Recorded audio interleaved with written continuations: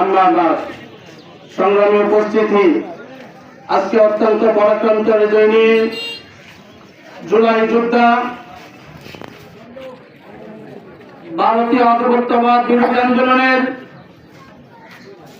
এই বাংলার অন্যতম সৈনিক শরীফ ওসমান হাদী হত্যার প্রতিবাদে খুনিদের দ্রুত গ্রেপ্তার ও সর্বোচ্চ শাস্তির দাবিতে গোপালগঞ্জের ছাত্র জনতার উদ্যোগে আজকের এই বিপ্লবী বিক্ষোভ মিছিল ও সমাবেশের সম্মানিত সভাপতি সাহেব, উপস্থিত আছেন দেশপ্রেমিক প্রিয়